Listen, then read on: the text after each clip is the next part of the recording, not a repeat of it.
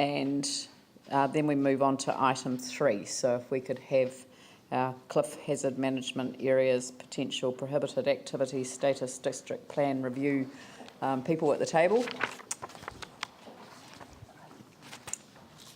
And what I would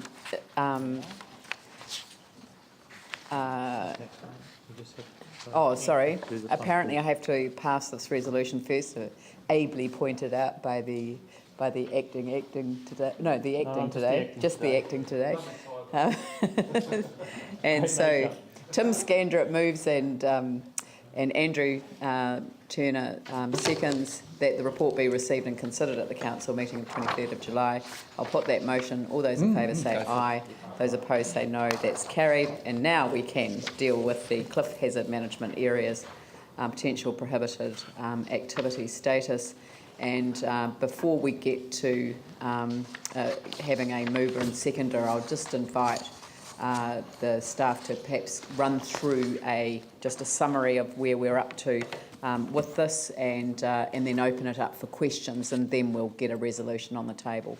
Thank you. Through you, Madam Chair, my colleague here, Mr. Alan Matheson, will run you through a very short presentation.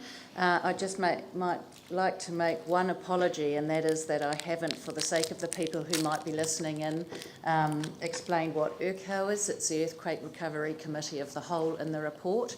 Other than that, I think the report is quite self-explanatory. This work was requested when we had the series of ERCO meetings on the draft priority plan changes that were going forward to the ministers.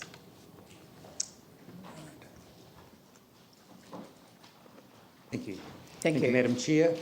This is a joint presentation between myself and Ian Wright. Take about 5 or 10 minutes to work our way through that. The basis of this is that we did present to the council workshop a couple of times the issue of what activity status might apply to some of our more at-risk areas, and we talked a little bit about the prohibited activity status to reflect those areas where there is intolerable life safety risk. The advice staff had been giving to you was we were a bit wary of the prohibited activity status because it is a status which no one can apply for anything in that area. And we weren't sure that was really where we needed to go, because we couldn't consider all of those matters which might be actually quite suitable for a resource consent. Following that conversation, you asked us to go away and identify if there were some areas where the prohibited activity status would be applicable. And Ian will take you through these 4 areas. We've identified 4 areas where it may be, and that's Peacock's Gallop, Wakefield Ave, Redcliffs and Britain Terrace area in Littleton. Those 4 areas have been identified. 4 main reasons there. There is evidence of land damage either at the cliff top or the cliff face. There was significant collapse, and there's been a large slope area developed as well. They tend to be quite high cliffs, and also, and this was a matter we talked to you a little bit about before, is that the area is of sufficient width that we can sensibly differentiate activity status. I think we showed you some examples of non-compliant and prohibited where there was only about a metre or so's difference, and we explained to you that was, in planning terms, there was really not much to be gained by that approach. So we were looking for areas that did have were wide, where we could actually show that there was a difference in activity status could be warranted. So with that, I'll leave it to Ian to take you through each of these 4 areas. There's 2 slides for each area. So the first slide will just be where we've proposed 2 areas: Cliff Hazard Management Area 1, which is the prohibited activity status, and that's shown in the red, and then Cliff Hazard Management Area 2, which is the non-compliant, and that's shown in the white line for each of these areas. Ian. Thanks, Alan.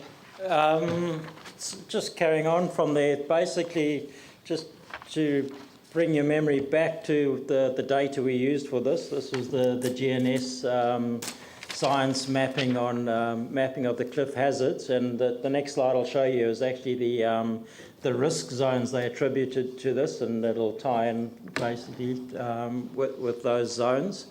The area here is Peacock's Gallop. Apparently Mr. Peacock literally used to gallop through there because he had figured it out. Again, if you know the area, it's fairly self-evident, and again, that's certainly from my perspective. I was confident that we could put the vast majority into a prohibited area, as it seems fairly obvious. The thing to remember with the cliff collapse is that certainly the ones that we've chosen as a prohibited area, that a large amount of land damage occurred basically. I'll see whether I can get this to work. The cliff edge is just to the top of the red line there. I don't get this. Sorry. Can you point it at my screen? People might lose their eyes, I think. But so basically, that's the cliff edge as it is now. And what GNS did was basically looked at a series of scenarios, a series of earthquake events, basically saying if we had another couple of events, then we could expect the cliff to retreat down to this line. One of the reasons why they said that was that in this area of the cliff crest, they mapped a large areas of ground deformation, a lot of tension cracks. Essentially, the geotechs would say the ground is damaged, that it's lost its strength, and therefore more susceptible to damage. So we know that over time it will peel off, whether it's another earthquake series or heavy rainfalls. We know it will happen. And also we know the consequences that when it does fail, it's going to run out into this zone of the top red zone here. So again, it seems a no-brainer. In terms of remediation, well, essentially you can't really, unless you've got infinite sums of money and not much wisdom, I would have thought. So the easiest thing is to retreat. So how many of those houses are there? I mean, it looks like they've still got livable houses, but they're not, are they? No. So we haven't got the red zone on here. The red zoning incorporates all the houses up into this white event line. Yep. And then we've got issues with mass movements just on the peripheries. But those associated in the cliff collapse risk areas that we're looking at have all been caught up in the red zoning. So there's nothing that we're putting into the prohibited or indeed the non-complying category that haven't been red zoned. Yeah. Yeah.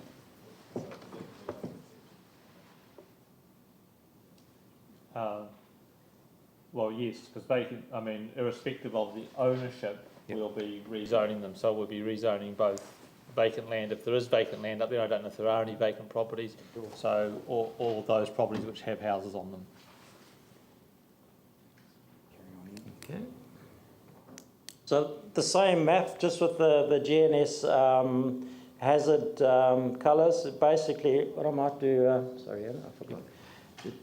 So just draw your attention to the white line. It's actually a big polygon, the outer polygon, and then the inner polygon is the red line. Now, if you look carefully, you may note that the white line sits in the yellow line here, and the red line encapsulates the I'd call it pink, I'm probably wrong, purple colour. So again, those are, there is, just to show the zoning has been captured from the GNS modelling work. So can I just be clear on the question that Leanne's asking? So nobody gets an adverse financial impact from this in terms of their land value or so those people who've got red zoned, their land's all been taken, so or will be taken. So there's nobody who actually suffers, nobody's going to pick the press up and discover that they've just lost $300,000 or something tomorrow. Don't know if there's anyone So who hasn't taken the offer. I'm bearing, the red zone is a voluntary offer, so everybody in fact affected by this work has got the red zone offer. No, they haven't. People with empty sections haven't. No. Okay, Right. Yeah. barring the empty. Okay, but whether the individuals have taken them, my understanding is Or people who are uninsured, they haven't received an offer either. that's but. So, Mike, in terms of a life risk, we're interested in people that are not going to take, are going to stay there. my understanding that there isn't anybody in this area that's actually there anymore. I mean, the main reason is that the houses are too damaged for anybody to live in. So whether they've all sold out to the Crown, I don't think everyone has. I think the vast majority have, though. Okay, it's not a life risk issue, it's actually the financial implications for individuals that flow from our life risk assessment. I was just trying to get some... Yeah, so we but it's not your But area of expertise. we've already given to the ministers, haven't we, this whole area as a non-complying, and what we're doing now is turning some of it, which actually doesn't have any houses on it at the moment, into a prohibited status. Correct. Yeah. I think, Councillor, if you're asking a general question about what's the implication of the prohibited activity status, just remind you, it doesn't take away existing use rights, but it certainly takes away any sort of development rights. So there is that financial aspect to it. So noting, I mean, it's an obvious thing, but just noting that this is the only lifeline road to Sumner, Yeah. and it's actually in the high risk area. Yep. So that was a question as well. If it's prohibited, then does that mean when they go to fix the road, they can't get a consent? Perhaps when we come to the last slide, Your Worship, we can address that, which sets out the different activity status, and it goes back to that comment we made earlier about us being very wary about the prohibited, because we didn't want to exclude things which should be sensibly considered. Yeah. So we'll pick up that on the last slide if that's okay. Okay, moving on to the second area. You should recognise the Redcliffs area. Obviously, Redcliffe School in the area in the middle. Again, it's the same analogy. Basically, a very high amount of damage caused by the earthquakes, and the cliff tops peeling off. So we've applied the same methodology. You'll notice in all these shapes, certainly the first three, they look like a croissant or a bull's horn. Basically, they're right in them. So that's a function of the height of the cliff. So the higher the cliff is, the more damage we've got.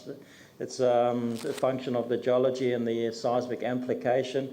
Then as the cliff edges drop down towards just a steep slope, you don't get that much energy from the earthquake, so the ground damage is not that obvious, and that becomes a more obvious reason to use non-compliant to me.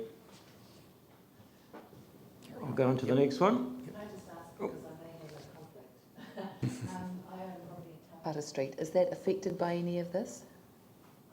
Not the prohibited activity, no. That's well within the existing red zone.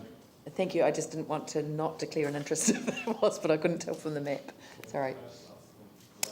For school, you'd make some of it non-prohibited. Is that correct?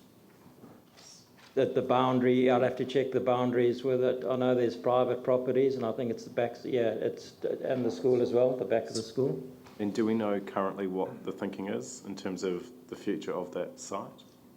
I've seen various assessments that are, they're looking, if it was what they were going towards, they would be using the sort of the white boundary as a position to put some rockfall protection. So they would be stepping out of the prohibited activity anyway. So. Thank you. Okay, same pretty colours again, so I don't think I need to explain those. Again, the purple pink is the high risk run out areas. Wakefield Avenue, Richmond Hill, Wakefield, again very similar shape. I think there are some former residential areas in the prohibited zone here, but again I can't say whether they've all been taken by the Crown, but I know that none of them are occupied. Most of them were very badly damaged. So again, it seems to be a logical place to make prohibited. And The last one is the what we call I call the Britain Terrace, which is the main road running from the west of Littleton Port all the way around to Governor's Bay. You can see the tank farm and the yacht club down the bottom.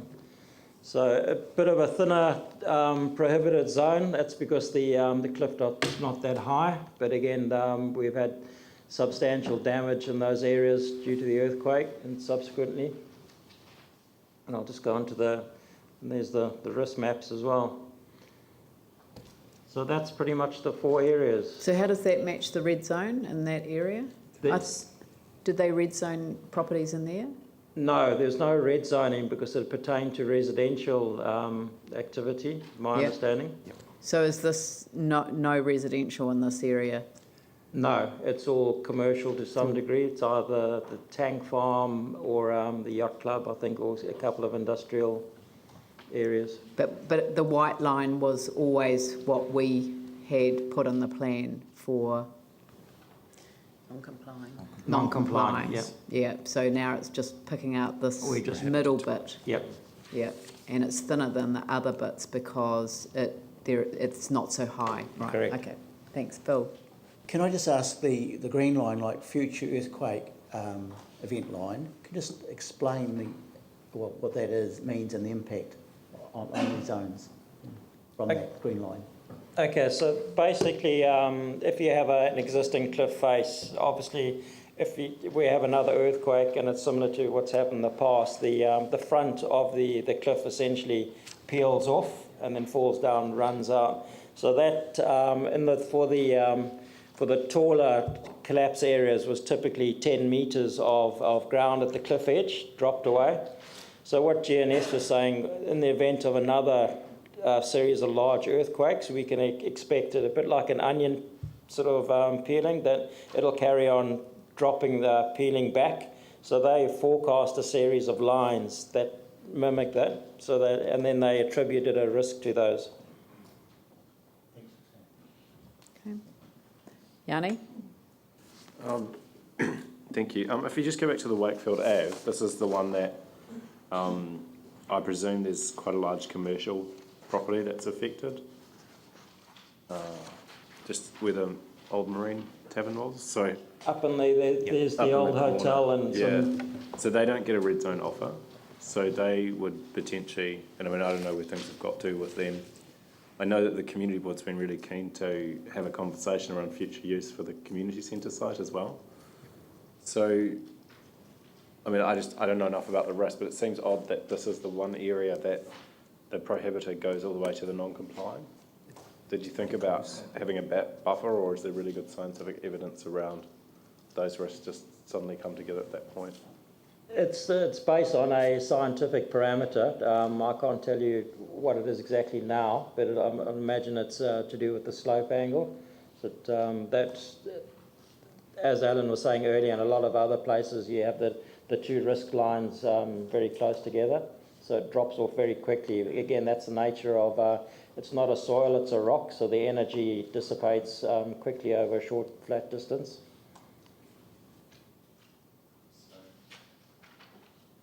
Given that they would be really possibly quite adversely affected by this, have we talked to them about including them in these maps?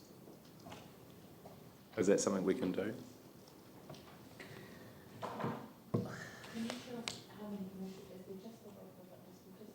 No, there was a garage station as well. There's a little kind of block of shops in that corner. Can you show where? Yeah, just up the top of the map. To the right, yep, just... Yep. These ones, yeah, and I think there's the RSA is there as well, which I think was one of the fatality areas as well. So in this area, there will be some who won't get a red zone offer, so there will be some fairly serious financial impact on those 3 potential commercial properties. Yes. Existing use rights. I'm just saying. Yeah. Still got the existing use rights. Yes. but We talked about before. Are those existing use rights actually, I can't remember the condition of these buildings, are they operating at the moment? no. that's So are essentially there a SARA 45 or a council, again, we don't, red zone, we don't keep people out, but it's probably, I'd have to check, but it's probably a SARA section 45 zone, which bars people.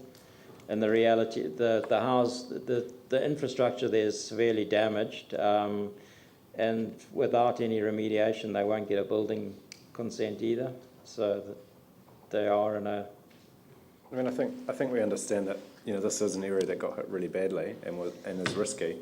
It just seems to me that if we're making these decisions where most of the other ones don't have a significant impact on people's future, this little area actually it does. And so it does seem that there needs to be some more work around just talking to the owners. It may be that the RSA, I mean, I don't think the RSA have got plans to go back there. So it might just be a case of talking to those affected parties and finding out what their current thinking is, current plans are. Sorry, we want to make a decision on prohibited status based on current commercial use, not on the science. Like, it's just in terms of process, like when you're, and we've had quite a few court cases that actually talking to affected people as part of the process of making a decision is really important to understand what the implications are so that they're aware. We've already said that this is non-complying. We asked staff to go away and say, would they make areas... Yeah. So, I mean, what we have to decide to do then is not to include their properties in the prohibited use area. I don't think it's as straightforward as that. No, well, it is as straightforward as that, because today we have to make a decision whether we ask the ministers to direct us to make this change. If they don't direct us to make the change, then we've got all of the time in the world to talk to individuals, because we will be making a submission rather to the hearings panel. So, I mean, this is a point in the process where if we had come up with this earlier, we would have put this out for public discussion, but it's certainly been out there in the public arena that it was going to be a non-complying activity. These buildings have all come down.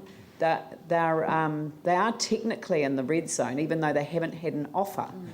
So, I mean, the only reason that they haven't had an offer is because of the court case, which will be heard later this week, I think.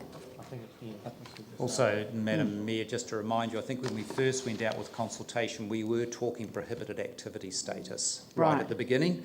And then as we moved then to the non-compliant because of some of these issues, so it was always right at the beginning we talked to people about prohibited activity status was still an option on the table. And was there any feedback from this area on that? Not that I'm aware of.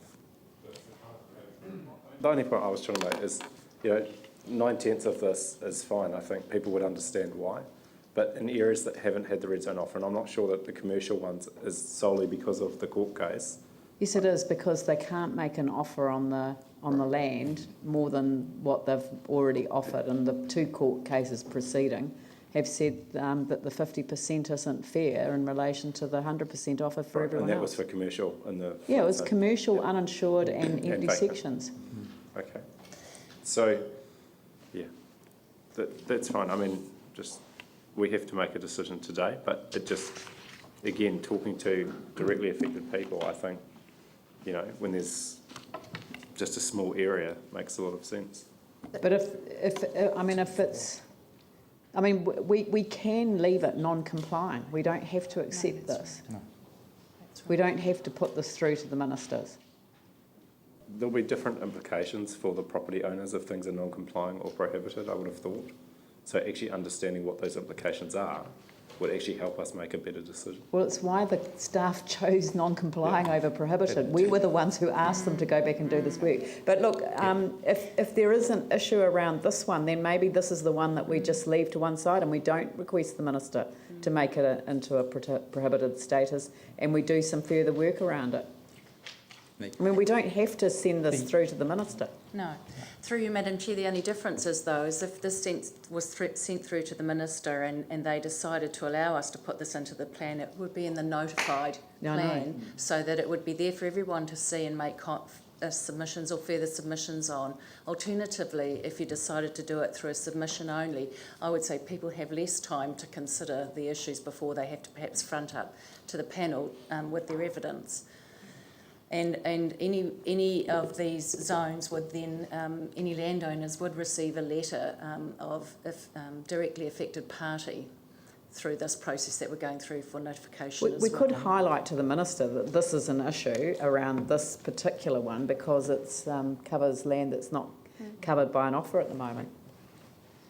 Can I just make a comment? 'Cause I think we're sort of circling around the big issue, and that is the and Leanne mentioned it.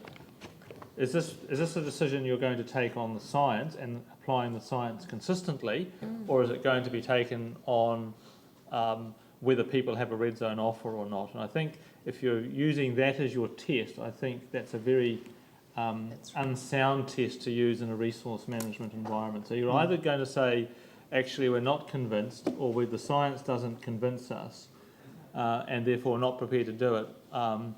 Or we believe that in fact the prohibited is too high a threshold, but then it's too high a threshold for every property, not simply selected ones. Yeah, Glenn? Thank you, Mike. And just in relation to that comment about applying science or not, it could be perhaps we're actually saying, well, maybe there is a take each case on its merits approach. So does that actually run against the planning as well? Well, that's non-compliant activity status. Take each case on its merits. The prohibited says you don't even ask, you haven't got the opportunity to ask about it. Which is the current status that's in the draft chapters as they are with the ministers at the moment. Vicky? I don't think it's quite that clear. I'm totally fine that we take it on the science and that we take all of it on science. Always when you take some stuff on the science, there are going to be people who have perhaps unintended consequences of our actions.